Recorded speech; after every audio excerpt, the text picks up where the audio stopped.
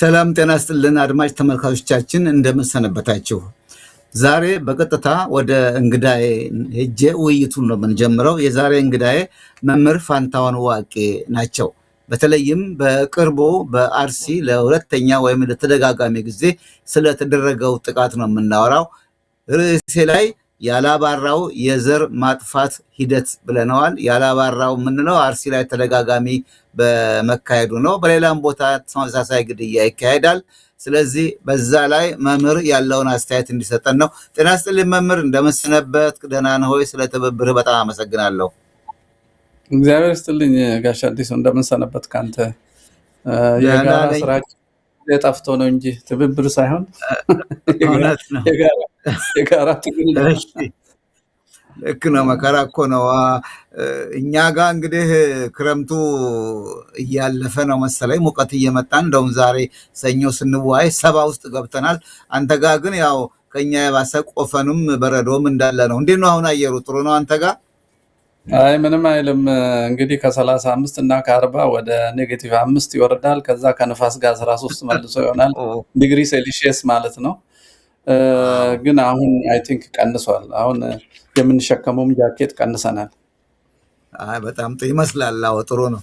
እንዴ ዛሬ ጊዜህን ወስጄ ላዋይህ የፈለግኩት በተለይ አርሲ ላይ ያለማቋረጥ ተደጋጋሚ ይሁነኝ ተብሎ የሚካሄድ ጭፍጨፋ፣ የዘር ማጥፋት ጭፍጨፋ አለ።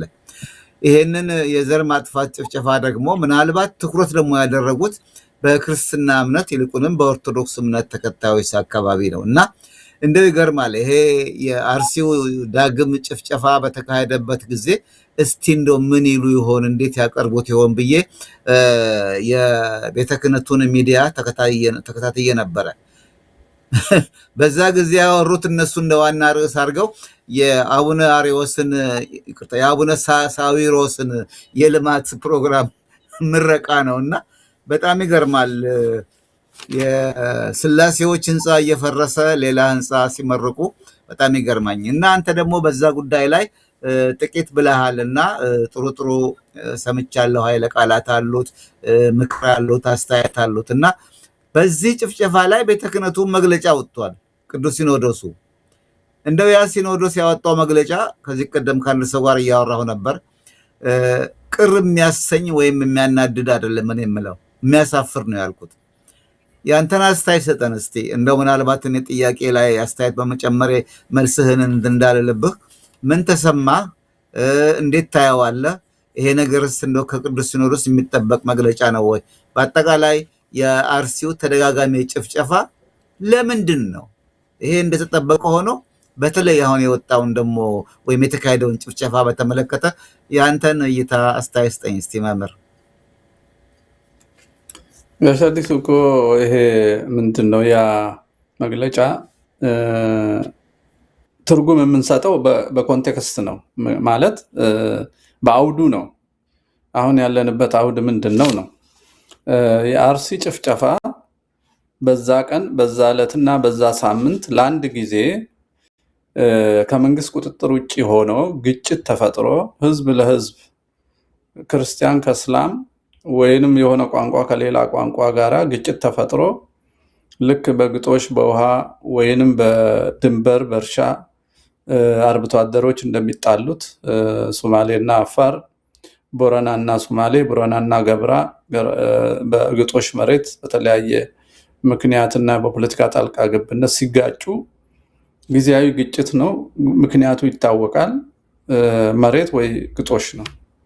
ያን ጊዜ መግለጫ ስታወጣ ግጭቱ ይቆም፣ እንዳኛችሁ፣ ለሞቱት ነፍስ ይማር ብለህ መንግስት ያን እንዲያደርግ ግፊት ለዛ እንኳ መንግስት በአስቸኳይ መፍትሄ እንዲሰጥ ካልሰጠ እኛ ባለን የሃይማኖት ስልጣን ባስከተልነው ሚሊዮኖች ኃይል ተጠቅመን ሰላም እንዲሰፍን እናደርጋለን ሊያስብል ሁሉ ይችላል። ግጭት የአርብቶ አደር ግጭት እንኳን ይሄ እኮ የምናየው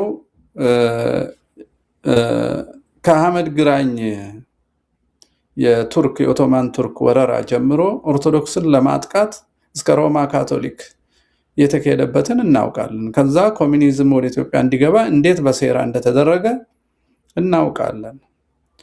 ያው ቀጥሎ ህወሓትና ኦነግ እንዴት እንደተፈጠሩ እናውቃለን። ጸረ ኦርቶዶክስ ጸረ ኢትዮጵያ ሆነው እንዴት እንደተፈጠሩ እናውቃለን። ለዚህ ነው ሀገር ለመገንጠል ህወሓት የትግራይን ወጣት አሰልፎ ከሻዕቢያ ጎን አቁሞ ሲዋጋ የኖረው። ስብሐት ነጋ በዚህ እድሜው ኤርትራና ኢሳያስ አንድ እንሆናለን ቢለን እንኳ እኛ እንዋጋለን ሲል ነበር። አሁን አርጅቶ አሁን አሜሪካ እናንተ ጋር መጥቶ እኛ እንዋጋለን ይላል። እሱ ስለማይዋጋ የትግራይን ወጣት ኢትዮጵያን ለመበተኛ እቃ አድርጎ የሚጠቀሙ ጥቂት ሰዎች ይሄን ያደርጋሉ።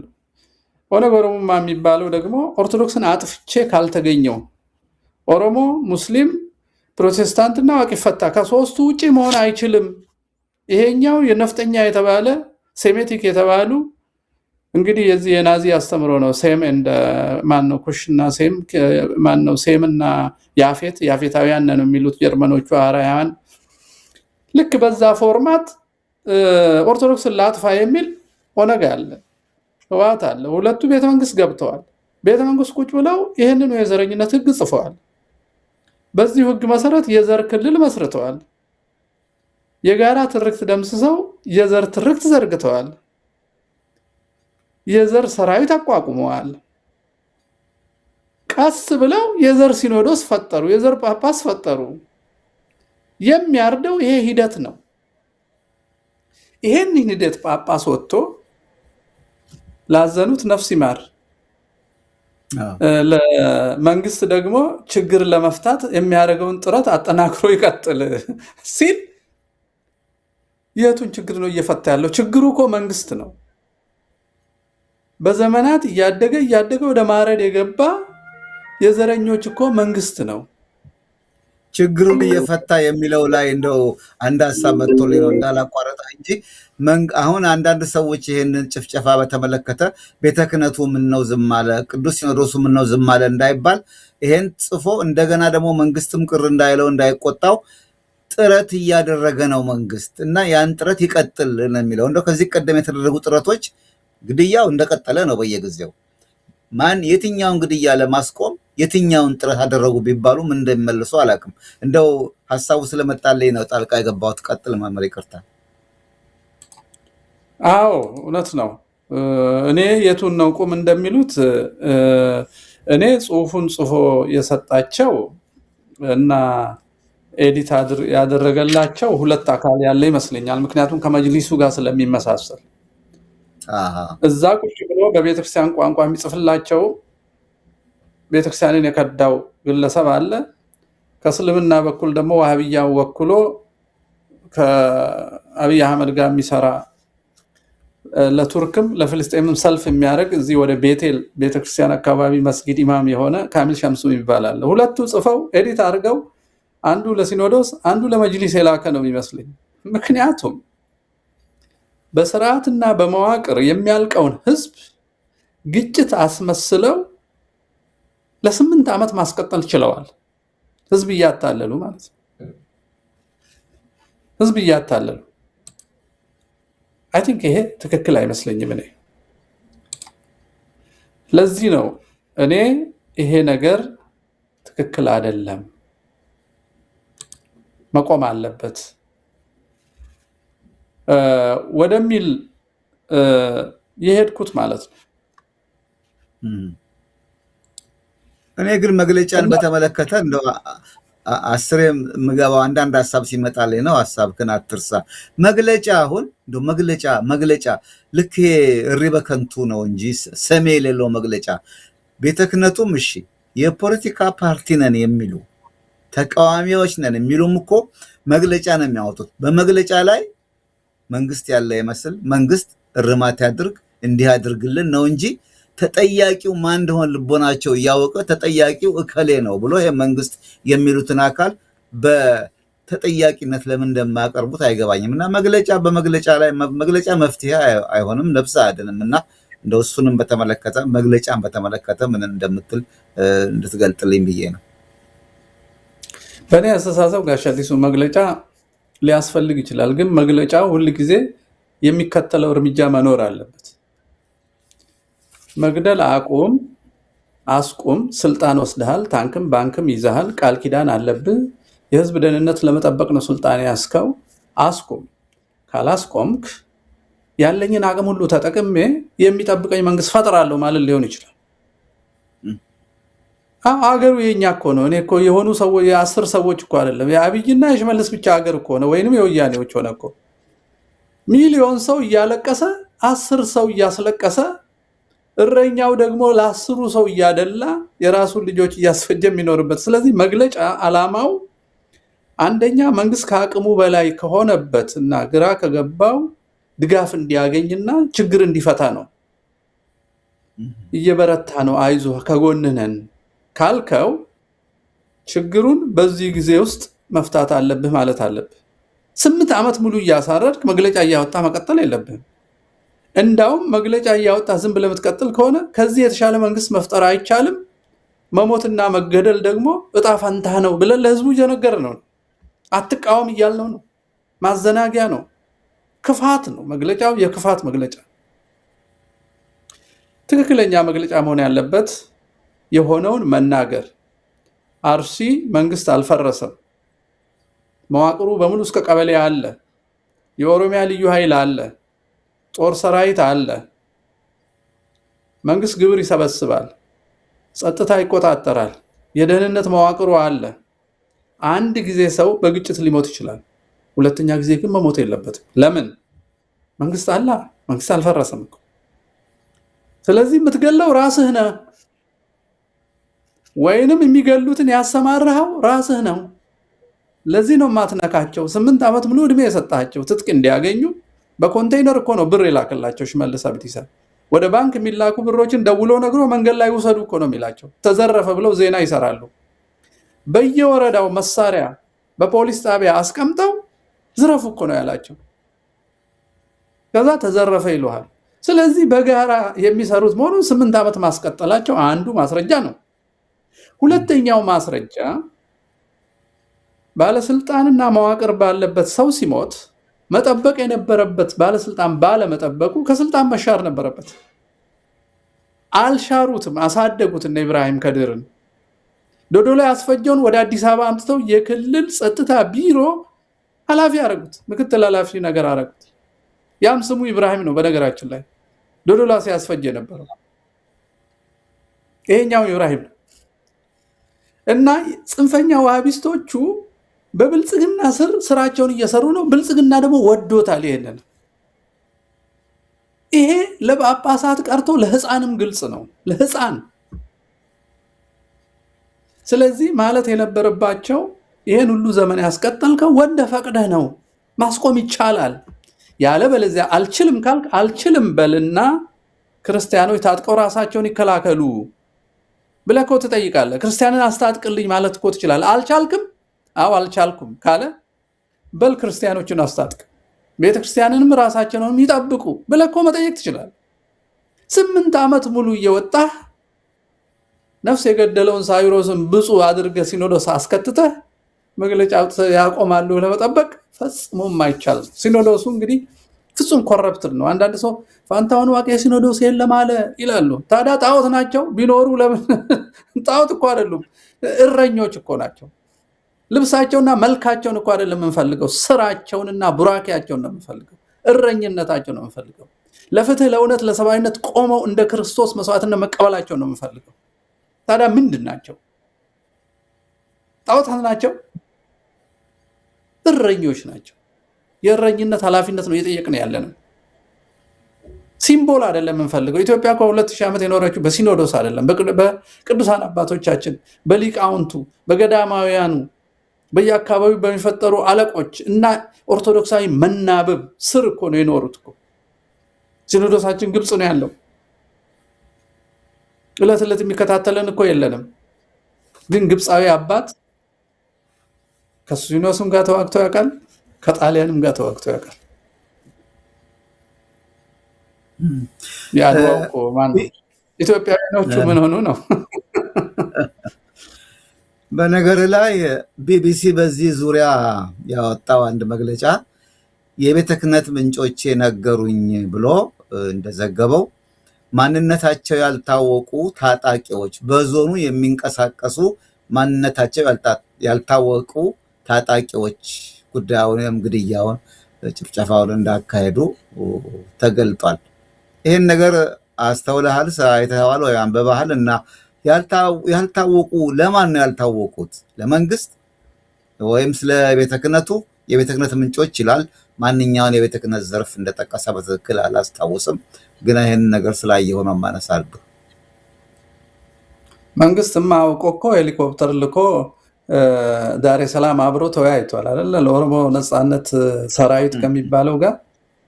ከዛ ደግሞ የራሱ ፕሮጀክት መሆኑን የምታውቀው ያንኑ ሰው ወደ ወለጋ መልሶታል። አንተ ጠላቴ ነው ያልከውን በአይሮፕላን እያጓጓዝክ እያመላለስክ ዓለም አቀፍ ኢሜጅ እየሰጠኸው እየተደራደርኩ ነው ብለህ፣ ይሄ እኮ ቁማር እኮ ነው፣ ቁማር እኮ ነው ይሄ። ከዛ ደግሞ የእኛም ማለቅ የሚደግፉ የእኛም መለያየት የሚፈልጉ ፕሪቶሪያ ድረስ ሄደው የአንድን ክልል አመፀኛ ከትልቁ ሀገር መንግስት ጋር ያደራድሩና ካንሰር ይተክላሉ። እነዛው ሰዎች ደግሞ ዳሬ ሰላም ይሄዱና አየህ፣ እንትን እኮ ዓለም አቀፍ ድጋፍ ያለው የዘር ማጥፋት መንግስታዊ ሂደት ነው። የማይታወቅ ነገር አንዳች የለም። አብይ አህመድ እኮ ጳጳሳትን ሰብስቦ እዚሁ እኛ ጋር ገዳም ውስጥ እኮ ነፍሰ ገዳዮች እየሰለጠኑ ነው አለ። ለዛም ውሸት። ገዳም ውስጥ የሚሰለጥን ሰው ካወቀ አርሲና ወለጋ ሰው የሚያርድ ሰው አያውቅም ማለት ነው። ለገዳም ጊዜ ያውቃል፣ ለአርሲና ለወለጋ ጊዜ አያውቅም። ያልታወቁ ሰዎች ይሆናሉ። ክርስቲያን ሲሆን የታወቁ ናቸው።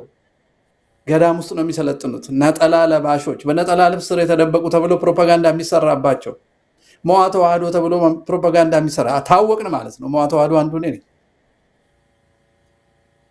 እኛ እንታወቃለን።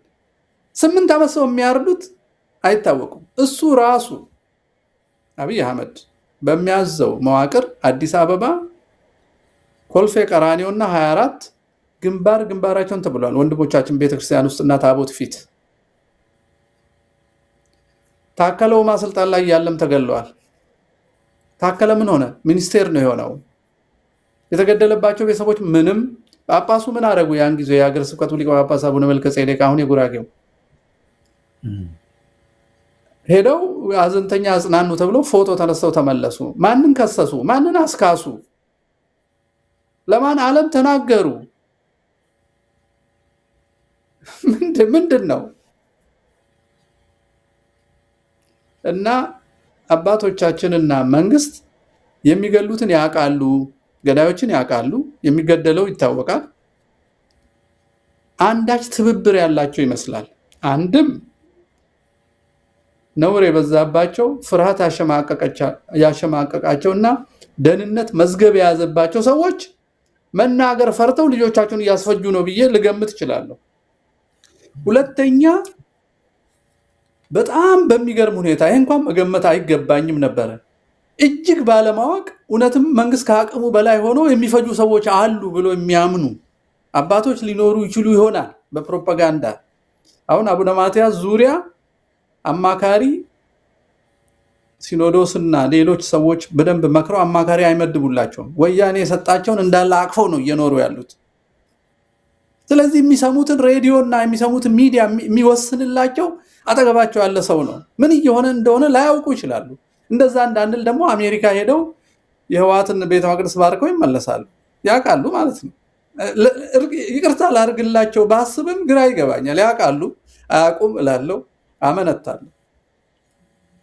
አያውቁም ብዬ ስቆይ ግን የዘር ሲኖዶስ አላወግዝም ብለው ጎራ ይዘው ደግሞ ይገኛሉ። ያውቃሉ ማለት ነው። የሆነ የፖለቲካ ጎራ አላቸው ማለት ነው። ትግራይ በአብይ ሲጨፈጨፍ ወያኔ የጨፈጨፈውን ባይናገሩም ትግራይ ሲጨፈጭፍ ግን ለዓለም ወጥተው ተናግረዋል። አሁን ለምን ዝም አሉ? ለምን ለዓለም አይናገሩም? የኔ ጥሪ ወጥተው ለዓለም ይናገሩ ነው። እየጠፋን ነው። እንደ ሲሪያ፣ እንደ ግብፅ፣ እንደ ሊቢያ፣ እንደ ካርቴጅ፣ እንደ አርመን እየጠፋን ነው። ዓለም ይድረስልኝ በሉ ብሎ ህዝብ መጮህ ነበር። አይሉም። በማይቻል ጊዜ ግን ደብቆ ፈረንጅ አስገብተው ግን ህወሓት አዘጋጅቶላቸው ብለዋል። እኛ ድብቆሽ ያልተማርነው ልናረግ አልቻልንም። ምዕራባውያንም አይተባበሩንም። የምዕራባውያኑ ፈቃድ ስለሆነ ያንን የሰሩት። አሁን ጉግል ውስጥ ገብተህ ጋሽ አዲሱ ሌላ ርዕስ ይሆናል እንጂ ኢትዮጵያን ጄኖሳይድ ብለህ ብጽፍ ስለ ትግራይ ብቻ ነው የምታገኘው ጉግል ላይ። ስለ ጅጅጋ አታገኝም፣ ስለ አርሲ አታገኝም። ለምን? ምዕራባውያኑ ማንን ነው ሰፖርት የሚያደርጉት? እያደረጉ ያሉት ምንድን ነው የፈለጉት? የአድዋ በቀል ላይ ናቸው። መጠየቅ አለባቸው አሜሪካኖቹም አውሮፓዎቹ። ለምንድን ነው አባታችን ለነሱ የማይናገሩት እውነቱን? ለምን ባላንስድ አትሆኑም? ለምን አይሏቸውም? እና ይታወቃል ማወቅ ያልፈለጉት የፈሩት ወይንም ያልገባቸው ወይንም ሆነ ብለው እልቂቱን የሚፈልጉና ኢትዮጵያና ቤተክርስቲያን ለማፍረስ እንደ ፕሮጀክት ድሮውንም ሳያምኑ የጳጳሱ ሰዎች ናቸው ብዬ ነው የማምነው ባጭሩ። ልክ ነው። አድማጭ ተመልካቾቻችን የምንወያየው መምህር ፋንታሁን ዋቄ ጋር ነው። ያላባራው የዘር ማጥፋት ሂደት በሚል ርዕስ በኢትዮጵያ በአጠቃላይ በተለይ ደግሞ አርሲ ውስጥ ተደጋጋሚ ጭፍጨፋ፣ ግጭት አልኩኝም። በእውነቱ የግጭት ሳይሆን እንግዲህ የለየለት ጭፍጨፋ ነው እና ያን በተመለከተ እሱም ከዚህ ቀደም ሀሳብ ስለሰጠበት በእኔ ሚዲያ ደግሞ አንዳንድ ሀሳብ እንዲናገር ነው። መምህር ሞዓ ተዋህዶ የሚል አንስተሃል። ወደ በኋላ አመጣዋለሁ። ጥያቄ አለኝ። ለምን ጥያቄ ያለኝ አንተ ሞዓ አባል ብቻ አይደለህም፣ መስራችም ነህ። በደንብ ታውቀዋለህ። ሞዓ ደግሞ የሆነ ክስ ቀርቦበታል። ክስ ልበለው ምን አላውቅም። አንድ የታሪክ ምሁር ነኝ የሚሉ ሰው ከሰዋል እና ያን በተመለከተ በትክክል ጥያቄውን አቀርባለሁ። ከጀመርነው ርዕስ እንዳያስወጣኝ ብዬ ነው። ይሄንን በአርሲ የሚካሄደውን ግድያ ስለ ሞዓ አረሳም፣ አንተም እንዳትረሳ ለማለት ነው። ስለ አርሲ ግድያ በምናወራበት ጊዜ አንድ ሚዲያ ላይ የአርሲን ግድያ ከሃይማኖት ጋር የሚያያይዙ ኢትዮጵያ እንድትጠፋ የሚፈልጉ ሽብርተኞች ናቸው የሚል ነገር አደመጡ። እንዲያው መቼም የትኛው ሚዲያ በተለይ ምንም ዋጋ የለውም። እነሱ ለነሱ ስማቸውን መጥራት ክብርና ቦታ መስጠት ነው። ግን ይሄ የአርሲው ጭፍጨፋ ሃይማኖት ላይ ያተኮረ ለመሆኑ የሚያጠራጥርና አይደለም የሚያሰኝ ነጥብ አለው እንደ መምህር? አሁን ያልከውን የሚሉ ሰዎች በጣም ብልጦቹ ናቸው። አይታየኝም። እሺ የኔ ምስል እዛው እንግዲህ አስተናጋጁ ነው የሚያውቀው ይሆናል። እሺ ምናልባት የመምህር ፋንታሁን ምስል ለምን እንደቀረ ፕሮዲሰሬ መላ ብትል። እሺ መጣል። እሺ የሃይማኖት የመጅሊሱም ውስጥ ይሄ አባባል አለ። ምን ይላል? የሃይማኖት ተቻችሎ የመቻቻል አብሮ የመኖር እሴቶቻችንን የሚንድ የእርስ በርስ ጦርነት የሚቀሰቅስ ፕሮፓጋንዳ በዚህ አጋጣሚ እየተነዛ ነውና ይሄ መገታት አለበት የሚሉ አሉ። እነዚህ መግደል የተፈቀደላቸውና እኛ ዝም ብለን እንድናልቅ የሚሰሩ ሰዎች ናቸው። መግደል የተፈቀደላቸው በዚህ በገዳይ የዘር መንግስት ስር የተደበቁ ጽንፈኛ ዋሃብያና ቅድም እንዳልኩት ተረፈናዚ ነው የምላቸው እኔ እዚህ ግንቢ የተፈለፈሉትና ኦነግን የወለዱት። ምክንያቱም ሂትለር ሲሸነፍ የጀርመን ክርስቲያኒቲ ካህናት አምልጠው እዛ የመጡ በ1983 ነው የመጨረሻው ሽማግሌ የሞተው። እኔ ዊትነስ ነኝ። ምክንያቱም ግቤ ድልድይ ውስጥ ገብቶ ነው የሞተው ሞሳድ ሲከታተለው። እነሱ የፈጠሩት ኦነግ የኩሽና የሴም ትርክት ልክ የያፌትና የሴሜቲክ አንቲሴሜቲሲዝምን ጀርመን እንደጀመረው ወለጋ ተክለውት ነው ኦነግን የፈጠሩት። ለዚህ ነው ኩሽ፣ ሴም፣ አቢሲኒያ፣ ሰሜናውያን ምናምን የሚለውን የሚጠቀሙት ከጀርመን ክርስቲያኒቲ ኮፒ ያደረጉ የጸሎት ቤት ፍልፍሎች ናቸው። እነሱ እና ዋሃብያዎቹ ህዋትና ኦነጎች እነዚህ አራቱ አሁን ያልከውን ይላሉ። ግጭት ለመፍጠር መቻቻል ሊጠፋ ምናምን ይላሉ። እነሱ እኮ በህገ መንግስት ደረጃ መቻቻልንም ሀገርን ማፍርሰዋል። የተዛባ ታሪካዊ ግንኙነትን ለማረም ብለው የሺህ ዘመናቱን ታሪክ የተዛባ ነው ብለው ተሰዳጁን አሳዳጅ ብለው ነፍጠኛ፣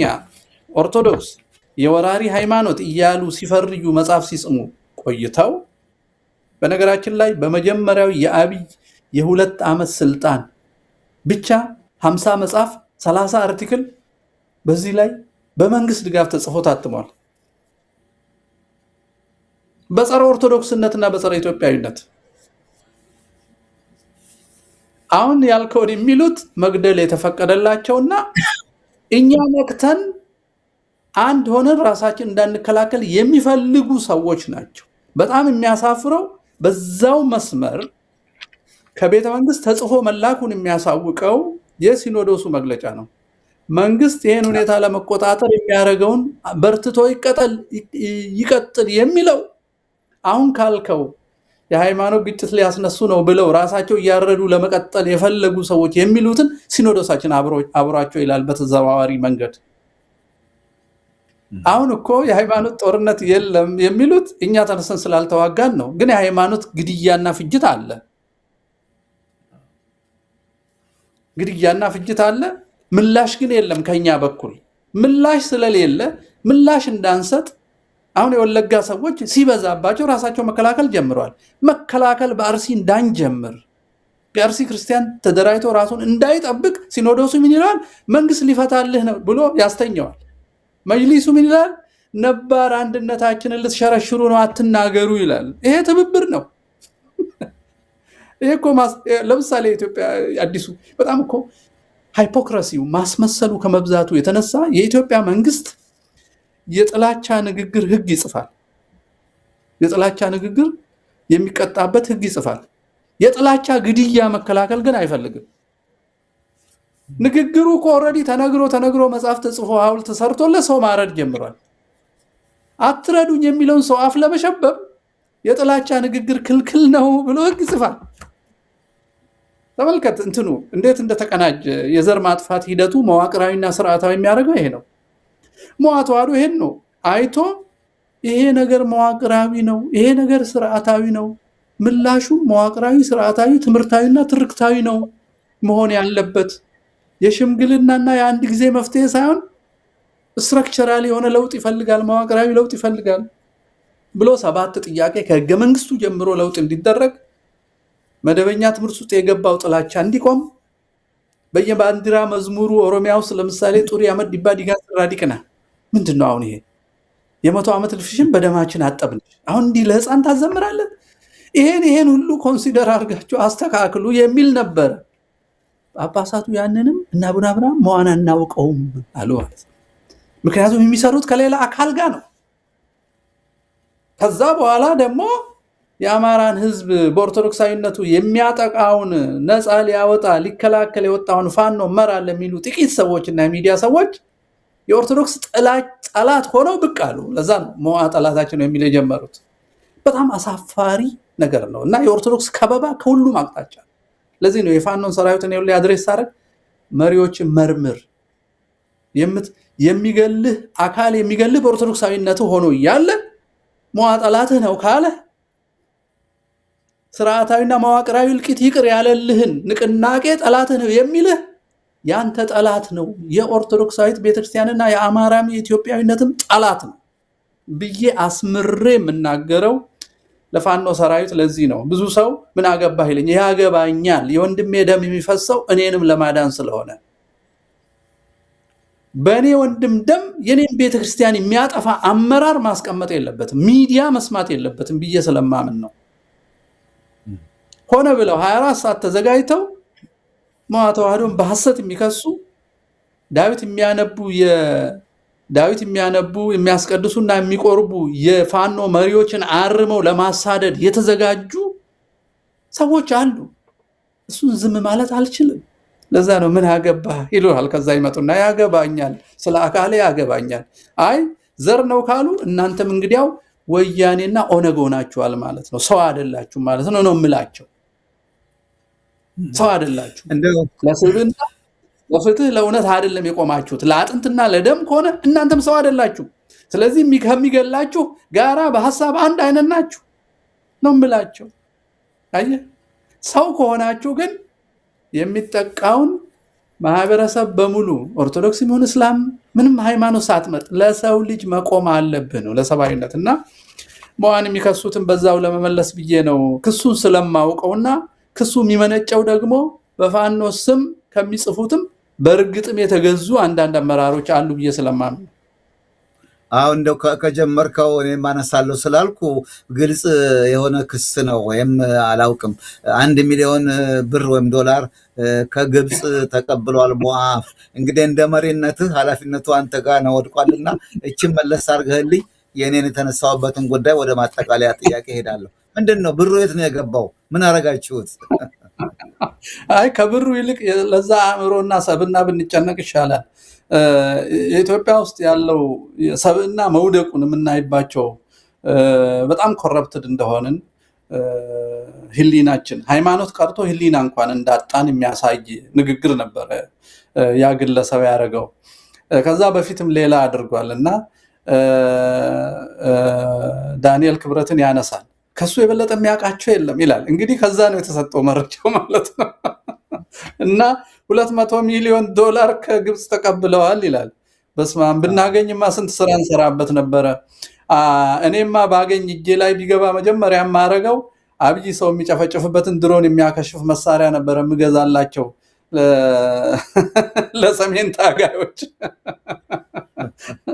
እና ታዬ ቦጋለ ይባላል መራራ እውነት የሚል መጽሐፍ የታሪክ መጽሐፍ ጽፏል እዛ ውስጥ ብዙ መልካሞች አሉ ሌሎች ደግሞ ለማቻቻል ብሎ የሸቀጣቸው ነገሮች አሉ ስለ ገዳ ያወራቸው ገዳን ለመቀደስ ያልሄደበት መንገድ የለም ዘር የሚያጠፋ የሰው ማንነት የሚያስቀይር የሰው ብልት የሚሸልት ሲስፋፋ የኖረን ነገር ከዛ ውስጥ መልካሙን ወስደህ መልካሙ አንድ ነገር ነው በተወሰነ ዓመት ስርዓት መቀየር ግን አቀያሩ ምንድነው ማን ተሰውቶ ነው ምን ለማድረግ ነው ለመውረድ ነው ወይ የሚለው ሳናነሳ ቅያሪ የምትለዋን ብቻ መልካም ብለን ልንወስድ እንችላለን ከዛ ውጪ ያለው የግፍ የነውር ስርዓት ነው እና አስመሮም ለገሰ ኢትዮጵያን ለማፍረስ ቀለም ቢቀባቡትም እኛ የምናውቀው በፈጂነቱ ነው እኔ ማከብረው ገዳ ያለው ቦረና በአሁኑ ጊዜ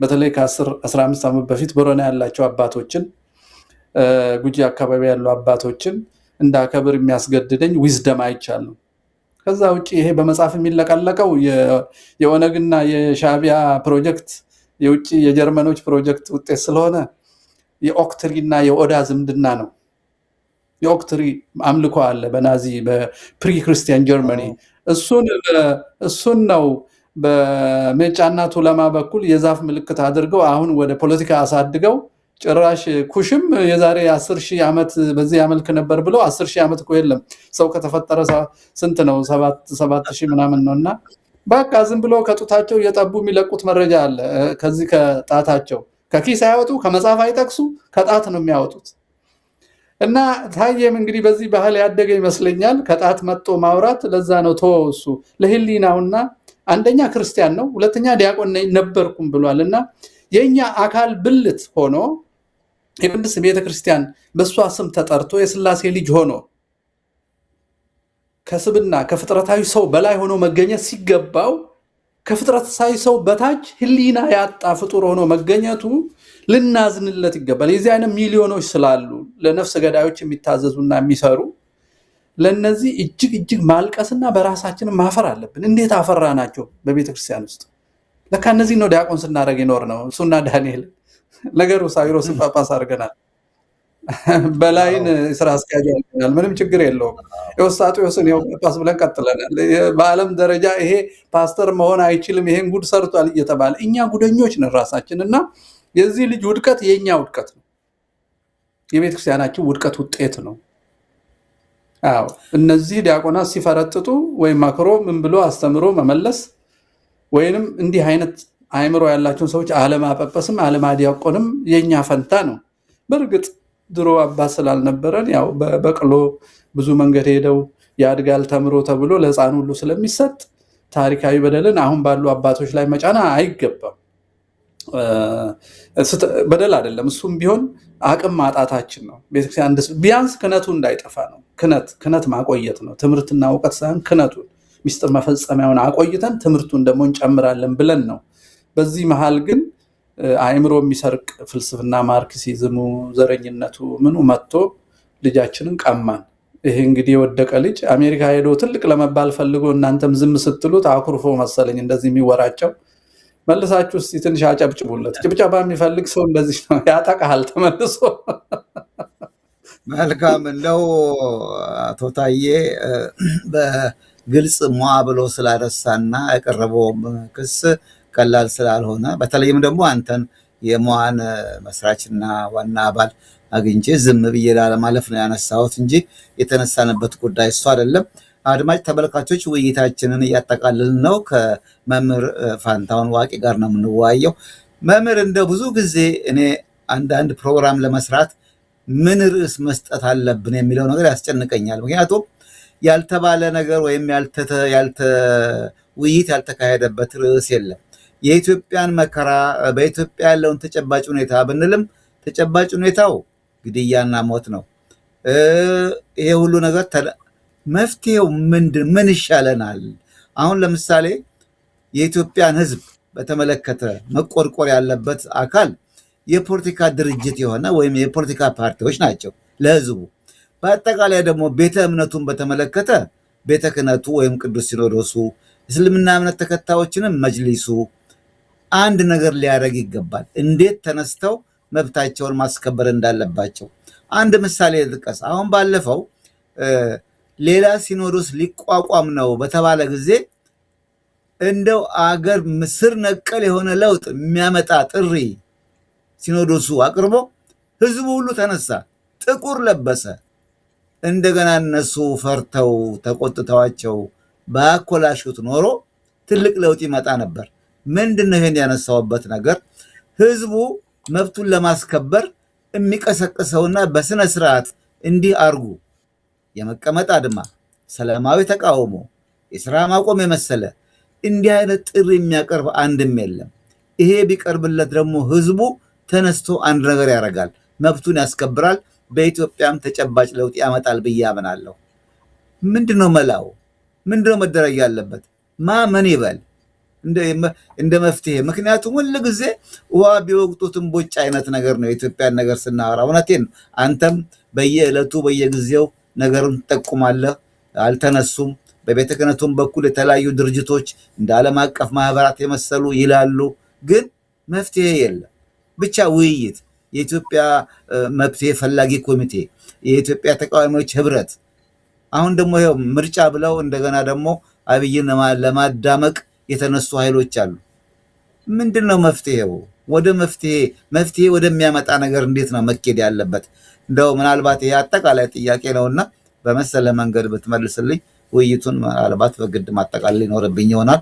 መጨረሻ ላይ አንድ ነገር ጠቁማለሁ። አድማጭ ተመልካቾች፣ ሰሞኑን እዚህ አካባቢያችን ከዚህ ዓለም ድካም ያረፈ አንድ የወንጌል ሰባኪ አለ። እሱም በተመለከተ እዚህ ዋሽንግተን ዲሲ በምትገኘው ርዕሰ አድባራት የሚካሄድ ፕሮግራም አለና ምናልባት ይሄንን ምስሉ እንደምታዩት መምህር ዘላለም ወንድሙ በክርስትና ስሙ ወልደ ሰማዕት የሱን አሻኝት በተመለከተ ለሕክምና እዚህ መጥቶ ነው ያረፈው። ዝርዝሩን ወደዛ መጣበታለሁ መጨረሻ ላይ። መምህር እንደገና ወደ አንተ ልመለስ። በዚህም ላይ ልትል የምትፈልገው ካለ ደስ ይለኛል፣ እድሉን እሰጣለሁ። እንቀጥል። መፍትሄያችሁ ምንድን ነው? ምን ይቻላል? ለመፍታት ነው የተቆለፈ ያስቸገረ ነገር መፍታት ነው እና መፍትሄ ፈቺ ይፈልጋል። ፈቺው የሰው ልጅ ነው። መፍቻ ደግሞ ይፈልጋል። እንግዲህ አሁን አካላት ኢንቮልቭ ያደርጋሉ። የሚፈታ አለ፣ የሚፈታ ነገር አለ፣ መፍቻው አለ። ሶስት ነገሮች ነው ያለው። ችግራችን ቅድም ያወራነው ነው። መዋቅራዊ፣ ስርዓታዊ፣ ፖለቲካዊ እና ስውር እምነታዊ የዘር ማጥፋት ፕሮጀክት በኢትዮጵያ ውስጥ እየተካሄደ ነው። የመጀመሪያው መፍትሄ ለመስጠት አንዳንድ ሰዎች የዘር ማጥፋት አይባልም ብለው አባባሉን ከተባበሩት መንግስታት ከሆነ መጽሐፍ ላይ ይፈልጋሉ እና በጣም ያስቁኛል። እኔ እንደ ሰው ስፈጠር ሰው ተከትዬ እንዳስብ አይደለም። በአይኔ የማየውን የተጨበጠውን የቤተሰብ መታረድ ተባበሩ መንግስታት ውስጥ አንቀጽ ፈልጌ አይደለም የምተረጉመው። እንዴት ያለ እኮ ድንቁርና ነው የተማረን ሰው ያዘብን እኮ ኢትዮጵያ ውስጥ እኮ።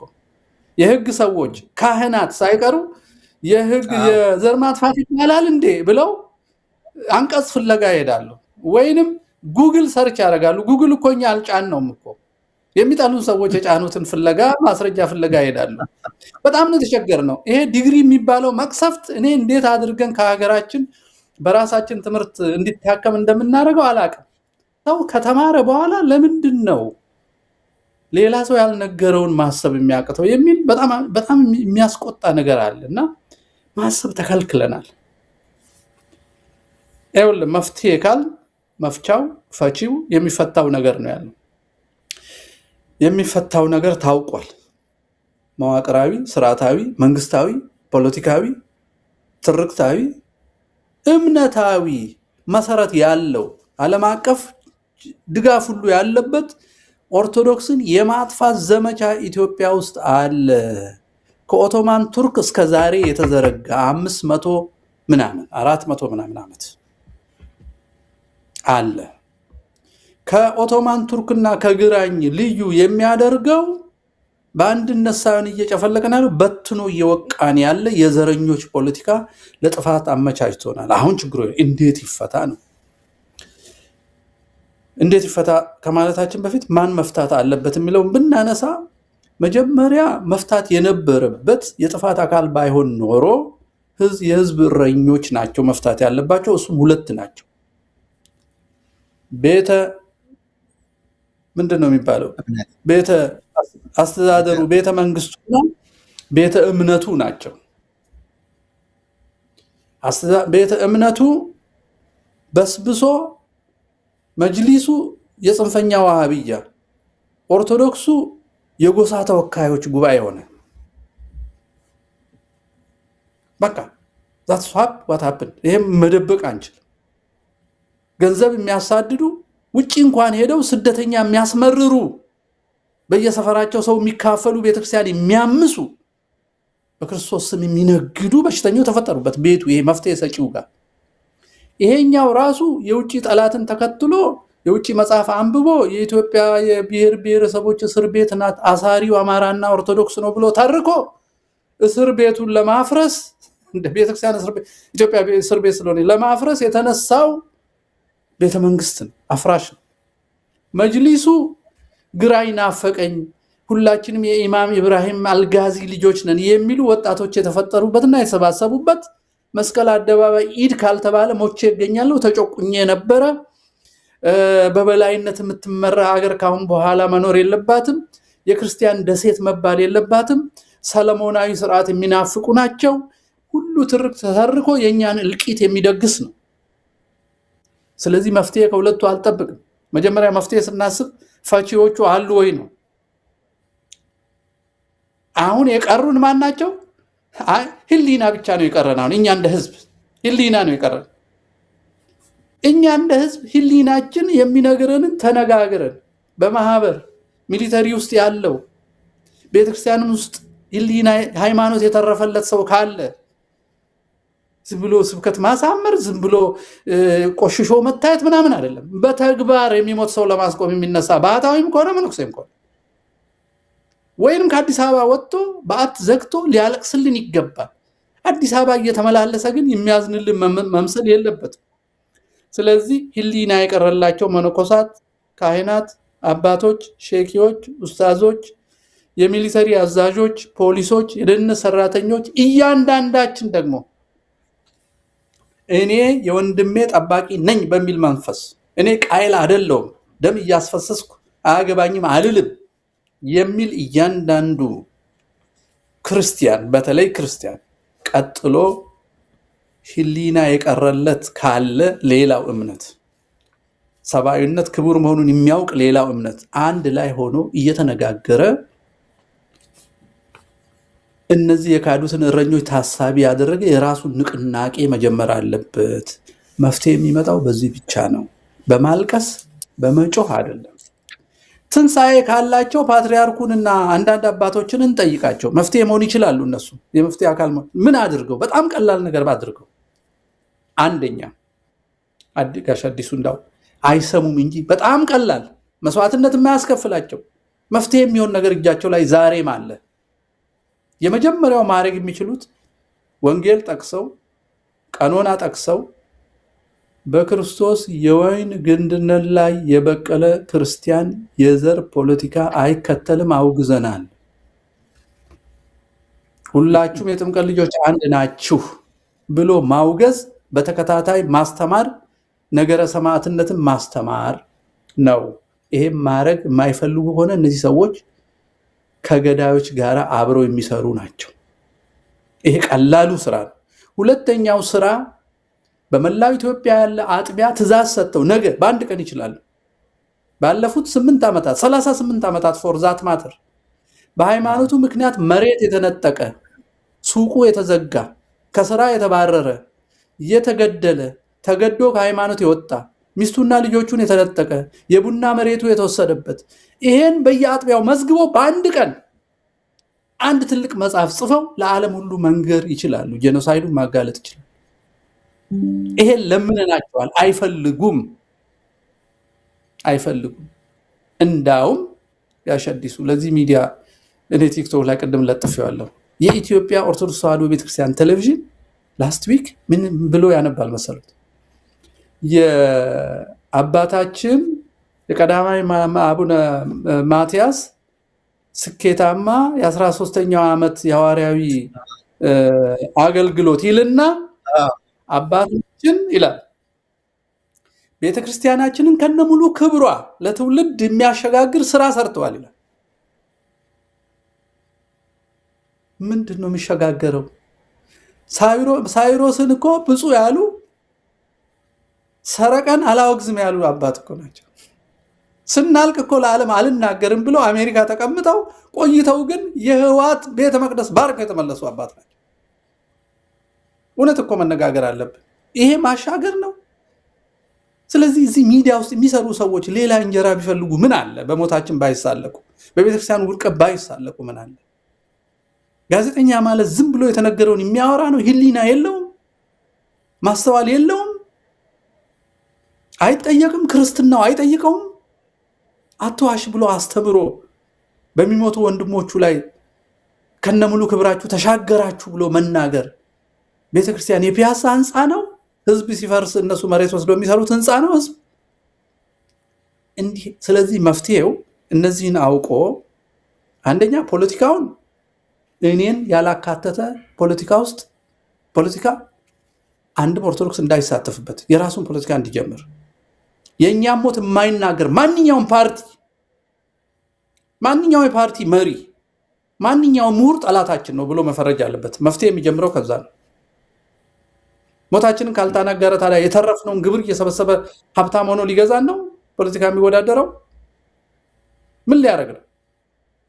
የተረፍነውን ሊመራ ሊገዛ አብይ ያስቀረንን ማለት ነው። ሳልችቶት ወይንም ዳክሞት ወይንም በስተንበት ነው የሚፈልገው። ፖለቲካ ምንድን? ስለኛ የማይናገር ፖለቲካ ሁሉ ጠላታችን ነው። ይሄን ከፈረጅን መፍትሄ ማግኘት እንችላለን። ምክንያቱም ማንም ያታለለንም አንሳተፍም ማለት ግን እነሱ እንዲመራረጡ ይፈቅዳሉ ማለት አይደለም። የራሳችን ፖለቲካ መጀመር አለበት። መፍትሄው ይሄ ነው። የሚሰሙን ካሉት ጠምዝዘን ለፍትህ እንዲቆሙ ማድረግ አለብን። ይሄ ነው እና የኢትዮጵያን ሰራዊት ደግሞ ወንድሞቻችን ናቸው፣ ከቤታችን የወጡ ናቸው። የገዳይ ሰራዊት እንዳይሆን ከእውነት ጋር እንዲቆም መጮህ መቆጣት አለብን። እያንዳንዳችን በየዕለቱ ጫና ማድረግ አለብን። ድሮን የሚያበሩ ኦፕሬት የሚያደርጉ ስለላ ላይ የተሰማሩ ሰው እያሳረዱ ግጭት ነው እያሉ የሚቀልደውን መንግስት የሚደግፉትን ሁሉ ወንድሞቻችንን ለዚህ መንግስት እንዳይሰሩ ከእውነተኞች ጋር እንዲቆሙ መጮህ አለብን። እኔ የሚታይ መፍትሄ ነው። ሌላው መንፈሳዊው ያው እንግዲህ ጸሎት፣ ሐዘን፣ ንስሐ መግባት ነው። እግዚአብሔር ጠልቶናል፣ በእውነት ተጸይፎናል። ለዚህ ነው ህሊና ለሌላቸው መሪዎችና አባቶች አሳልፎ የሰጠን። ተጸይፎናል። መቼም ስጋው ደግሞ ዘር የምንቆጥር ዜጎች ነን። እውነት ነው መምህር። ግን ይገርምሃል፣ አሁን አንተ የምትለውን ተግባራዊ የሚያደርጉ አባቶች አሉ ለማለት በጣም ይከብደኛል። ቅድም እንደጠቀስከው ነው ቤተክርስቲያኒቱን በጥሩ ሁኔታ እዚህ ያደረሱ ለተተኪው ትውልድ ከነሙሉ ክብሯ እና ማዕረጓ ሊያስተላልፉ የሚችሉ ቅዱስ አባት ብሎ የሚናገር ካህን ይሄን አሁን ያልከውን ያደርጋል ብዬ አላምንም። ሌላው ይቅርና ኢትዮጵያ አዲስ አበባ እየተመላለሱ ያልከው ነገር እዚሁ አጠገባችን ብዙ አሉ በመመላለስ የራሳቸውን ህይወት የሚኖሩ። ምዕመኑ ራሱ አንዳንድ ጊዜ ከኔ ጀምሮ መብታችን አውቀን አንጠይቅም። እንደ አባት የምንቀበለው አባት ከብልጽግና ጋር ሲሞዳሞድ ከርሞ ሲመጣ ጫማ ምንስም ከሆነ የቱ ነው ክርስትና? በነፃነት ሀገር ሆነን እኮ ነው የምልህ። እዚህ ሀገር መናገር መብት ነው፣ አያስጠይቅም። ይሄን አናረግም። እዚህ የሚጀመር እንቅስቃሴ ለሌላውም ምሳሌ ይሆን ነበር። ምንም አልተጀመረም፣ አልተካሄድም። ይልቁንም በተቃራኒው ሰው ማምለክ ላይ ነው ያለ ነው። ስለዚህ እንደው እንደተባለው እግዚአብሔር የሚሳነው የለም። በጸሎት መትጋት እና እነዚህን ሰዎች እንዲያስወግድልን ከመማጠን በስተቀር በእውነቱ አሁን ያልከውን ነገር ተግባራዊ ለማድረግ አላውቅም። ታምር ካልመጣ ቅድም እንዳልኩት እኮ ነው ለነሱ ጊዜ የጠሩት አድማ ባንዴ ፍሬ አፍርቶ መንግስትን ነኝ የሚለውን ኃይል አርበድብዶ እንደገና እንዲቆም ተደርጎ በልመናም ሆነ በቁጣ እንዲቆም ተደርጎ ከሸፈ። ስንት የከሸፈ ነገር አለ። መስቀል አደባባይ የተጠራ ሰላማዊ ሰልፍ ነበረ፣ በቁጣ ፈረሰ። ሌላም እና አላውቅም ጊዜው መቼ ሊሆን እንደሚችል። በጣም አመሰግናለሁ መምህር ፋንታሁን። ደው ወደ አንተ ማጠቃለያ ሊሄድና ካለ ከሌለ ግን በዚሁ አሰናብታለሁ። በትንሽ ሰዓት ነው የተባበርከኝ። ሌላ ጉዳይ እንዳለ ነግረኸኛል። ረጅም ሰዓት ወስጃለሁ፣ ይቅርታ ጠይቃለሁ። እድሜ ይስጥልኝ። አመሰግናለሁ። እግዚአብሔር ይስጥልን። እኔም ርዕሱ ይዞኝ ሰዓት 10 እያየው ነው ያወራሁት። እንግዲህ በሰሞኑን የአስተማሪያችን የተግሳጽ አስተማሪ ሰዎች በሚፈሩበት ዘመንም የማይፈራ ትጉህ መምህር ዘላለም ወንድሙ አርፏል የሚል ዜና ሰምተናል። መልካሞች እየተወሰዱ አድርባዮች እየበዙ ነው እና ማዘን ማልቀስ አለብን። ባለፈው 3 ዓመት እነ መምህር ጥበቡ ሌሎቹ መምህራኖቻችን የአብነት መምህራኖቻችን ተከታትለው ሄደዋል። በከተማችን ደግሞ ከምናውቃቸው ጎልማሳ መምህራን መሃል ለትውልዱ በሚገባ ቋንቋ ያለ መፍራት፣ ያለ ማስመሰል፣ ያለ መቀባባት የሚያስተምር ወንድማችን ነው። እንግዲህ ሁሉም ሰው ይጠራል። እድሜው ገና ልጅ ነበረ፣ ብዙ ያገለግል ነበር።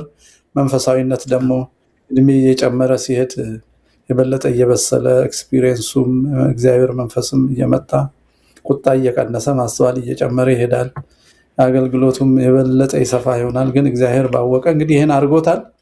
ወልደ ሰማዕትን ነፍስ ይማርልን፣ ቤተሰቦቻቸውን ያጽናናልን። ሁላችንንም የቤተ ክርስቲያን ልጆች ለእኛ ስለሆነ እንግዲህ የጎደለብን እግዚአብሔር እሱን የመሰሉ ጽኑ መምህራን አባቶች ይተካልን፣ ያበረታታልን እላለሁ። እግዚአብሔር ይስጥልኝ ጋሽ አዲስ። በጣም አመሰግናለሁ መምህር፣ እግዚአብሔር ይስጥልን። እንዳልከው የወንድማችንን ዘላለም ወንድሙ ወልደ ሰማዕትን ነፍስ በቅዱሳን ዘንድ ያሳርፍልን።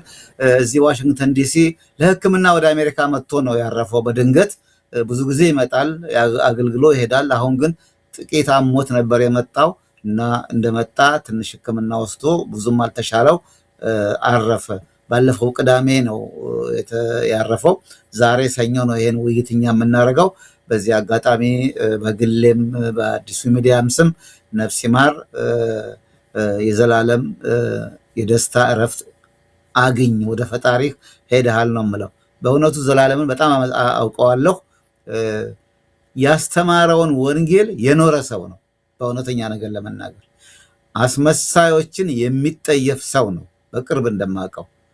እና እኔ በጣም የሚገርመኝ ታይታ ለመደነቅ እውኝ ማለት እንደ አንዳንድ ወንጌላውያን እንደሚሉ ሰዎች ምንም ቀደም የማይል ለሚናገረው ነገር በጣም ተጠንቅቆ መልስ የሚሰጥ ናና አገልግል በሚሉት ጊዜ እንኳን ቢችልም ባይችልም እግዚአብሔር እንደፈቀደ የሚል መምህር ነው እና በጣም የሚያሳዝን ነው። መልካም ሰዎችን እያጣን ነው። እግዚአብሔር ነፍሳቸውን እረፍት ይስጥልን። የመምህር ዘላለም እረፍት ቅዳሜ እንደተሰማ እሁድ በቅዳሴ ጊዜ በየአጥቢያው ያሉ አብያተ ክርስቲያናት ዋሽንግተን ዲሲ ጸሎት አድርገዋል። ዛሬ ሰኞ ደግሞ እስካሁን እስከምናወራበት ሰዓት ድረስ በርዕሰ አድባራት ደብረ ሰላም ቅድስት ማርያም ቤተክርስቲያን የሻማ መብራት፣ የወንጌል ትምህርት እየተሰጠ የጧፍ ማብራት ስነስርዓት ሲካሄድ ነበረ። እንደገና ደግሞ አሁን ዛሬ ሰኞ ከሌሊቱ ጀምሮ በሰዓታት ጸሎት ይደረጋል። አስከሬኑም ዛሬ ማታ ሰኞ ማምሻውን ወደ ዲሲዋ ርዕሰ አድባራት ደብረ ሰላም ቅድስት ማርያም ቤተክርስቲያን ይመጣና ሰዓታት ሲደረግ ያድራል። ማክሰኞ ዕለት ከጠዋቱ 3 ሰዓት ጀምሮ የየአካባቢው አብያተ ክርስቲያናት በሙሉ የዲሲ ማርያም መጥተው ጸሎተ ፍትሐት ያደርጋሉ። እንደገና ከማክሰኞ ከሰዓት በኋላ አስከሬኑ ወደ ኢትዮጵያ ስለሚሄድ ይሸኝና ረቡዕ ነው የሚሄደው። ከዛ በተረፈ ግን ሌሎች ደግሞ ትምህርቶች፣ ቡራኪዎች፣ ሊቃነ ጳጳሳት ይገኛሉ። በዚያ ጸሎት ይደረጋልና የዋሽንግተን አካባቢ ምዕመናን ሌሎችም ስቴት ያሉት መምህር ዘላለምን ስለሚያውቁት እየበኩላቸውን ፕሮግራም እንደሚያደርጉ እርግጠኛ ነኝና በድጋሜ በጣም እናዝናለን። የብዙ ሐዘን ነው፣ የቤተክርስቲያን ሐዘን ነው። ነፍስ ይማር ብለናል። ስለዚህ ይህንንም በተመለከተ በዚህ አጋጣሚ ለመግለጥ እድል ስለተገኘ ደስ ብሎኛል። አድማጭ ተመልካቾቼ እስካሁን ስለቆያችሁ አብራችሁን አመሰግናለሁ። መምህር ፋንታሁንንም እጅግ አድርጌ አመሰግናለሁ። እሱ ሌላ ስራ ነበረው፣ የተቆጠበ ጊዜ ነው ያለውና ከዛ ቀንሶ ነው አብሮኝ የቆየው። አመሰግናለሁ። በሌላ ጊዜም በሌላ ጉዳይ ላይ እንዲህ ግልጹን የሚናገረውን ሰው ይዤ ቀርባለሁ። ሌሎችም ርዕሶች ደግሞ ሲኖሩ ከሌሎች እንግዶች ጋር እመለሳለሁ። ለአሁኑ እጅግ አድርጌ አመሰግናለሁ። መልካም። አዲሱ አበበ ነኝ። አመሰግናለሁ። ጤና ይስጥልኝ።